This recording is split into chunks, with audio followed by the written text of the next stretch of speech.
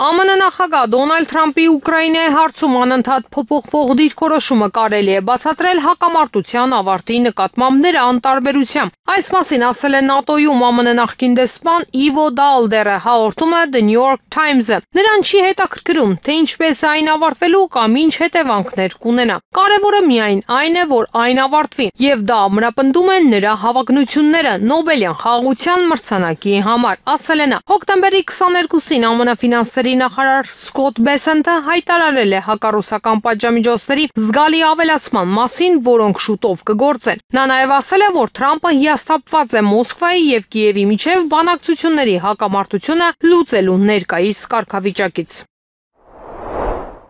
Ռուսաստանի նախագահ Վլադիմիր Պուտինը լուրջ ազդանշան է ուղարկել արևմտյան երկրներին Բուրևեստնիկ հրթիռի հաջող փորձարկմամբ, հաղորդում է The New York Times-ը։ Ռուսաստանը հաջողությամբ փորձարկել է իր միջուկային մարտագլխիկներով հագեցած Բուրևեստնիկ հրթիռը եւ պատրաստվում է այն տեղակայել Կիրակի օրը, հայտարարել է նախագահ Վլադիմիր Պուտինը։ Սա լուրջ ազդանշան էր արևմուտքին այն բանից հետո, երբ նախագահ Թրամփի հետ գագաթնաժողովի ծրագրերը ձախողվեցին, հաղորդում է թերթը։ Հոդվածում նշվում է, որ քանի որ զենքը միջուկային է, այն կարող է շատ ավելի երկար թռչել, քան մյուս հրթիռները։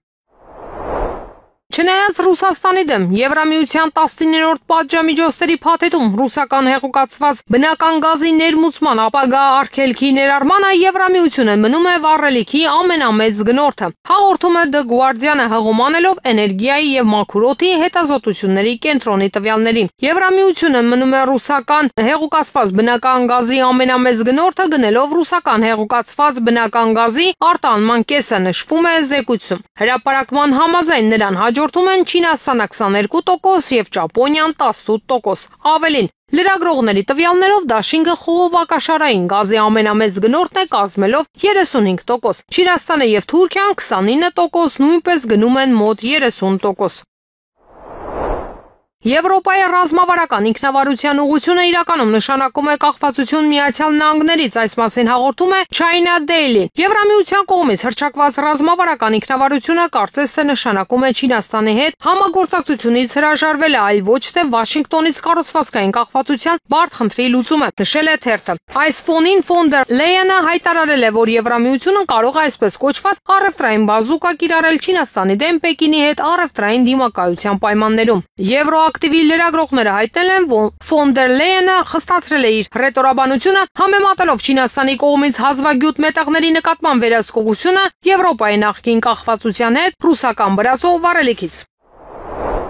Բրիտանական The Economist ամսագրի տվյալներով Ռուսաստանը սկսել է Ուկրաինայի էլեկտրաէներգետիկ համակարգը ձմռանից առաջ ոչնչացնելու ռազմավարություն իրականացնել։ Սա Կրեմլի կայծակնային գործողությունն է Ուկրաինան մթի մեջ ընկղմելու համար։ Անօդաչու թռչող սարքերի հարվածների նպատակն է ոչնչացնել էլեկտրաէներգետիկ համակարգը ձմռանից առաջ, պնդում է հրատարակությունը։ Հոդվածում նշվում է, որ Ռուսաստանի զինված ուժերի կողմից Ուկրաինայի վրա զանգվածային հարվածների նպատակն է երկրի արևելքում գտնվող տարածքները անմարդաբնակ դարձնելը, արդյունաբերությունը խաթարելը եւ զանգվածային արտագաղթ ու խուճապ հրահրելը։